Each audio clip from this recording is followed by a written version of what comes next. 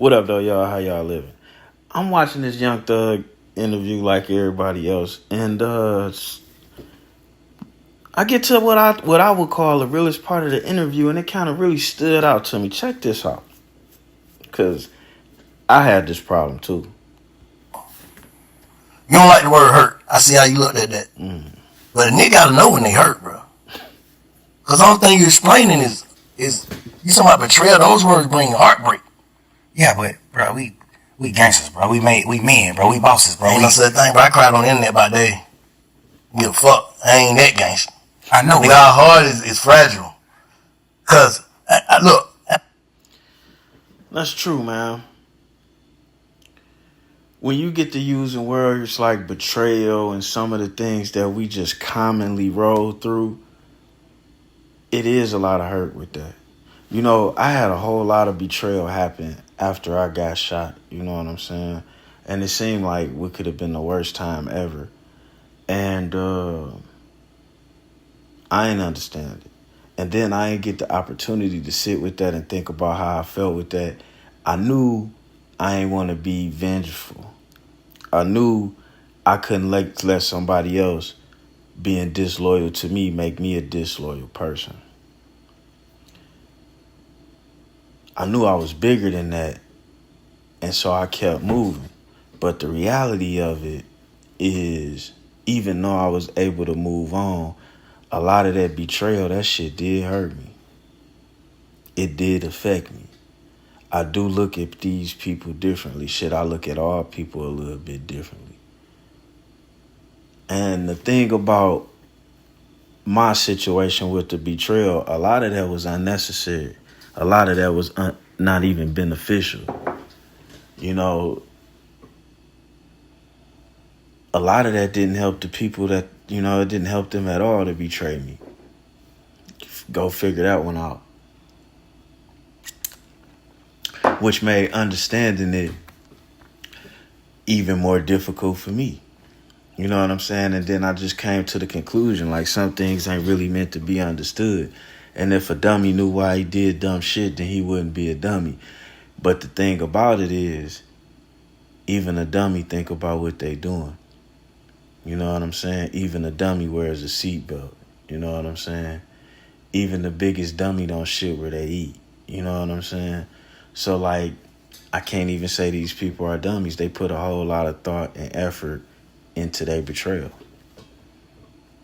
And I don't think they cared if it went wrong. So what does that say about me if betraying,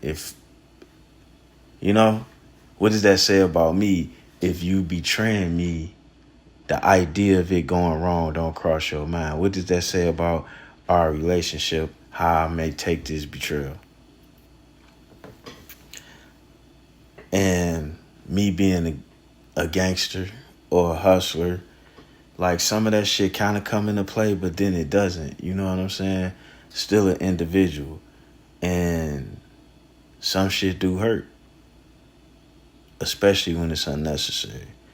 And fellas, I'm not going to tell you it's cool to express your feelings and what you're going through with somebody, because 9 times out of 10, the person you're talking to ain't worth hearing what you're talking about. That's number one. Number two, at least be able to recognize in yourself when some of these things you're going through and dealing with may have or may be affecting you. You know what I'm saying? Because it will weigh on you heavy and how you making the wrong decisions. You know what I'm saying? Check it out. I think, like, because I gotta rebuild. So do you think watching a nigga look as if they that was like even more Gunna?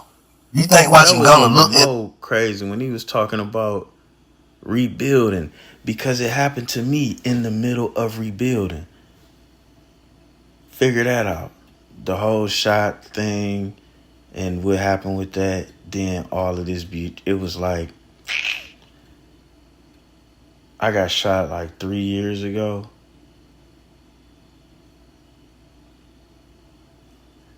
Everything after that shit was horrific betrayals. And it was crazy because I had just set up everybody around me. And I'm talking about horrific betrayals. Why you gotta betray somebody that's giving it to you? You know what I'm saying? I be with them. And not because they dead or they went to prison or they did it, because they betrayed me. I can't.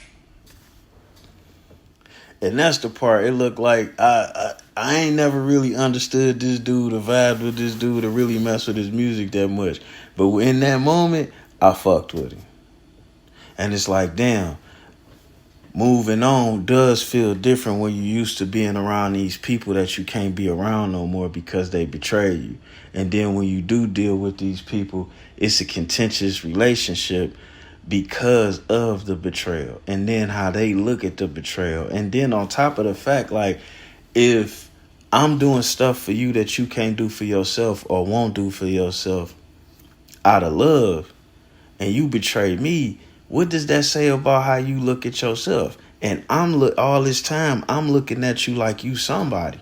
All this time I'm looking at you like you a person of value, but you don't even have enough value for yourself to value the people that bring value into your life while valuing you.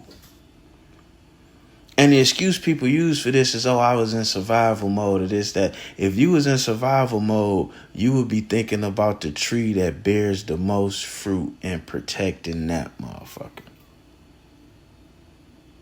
And on that note, it don't matter how gangster you is. It don't matter how tough you is. Getting stabbed by a safety pin gonna still hurt you a little bit. It might deflate your ass. And I'm gonna make sure I'm not so bothered by the word hurt. Cause the honest truth is, a lot of this shit that people just throw on us niggas, or men period, it do hurt. It do hurt.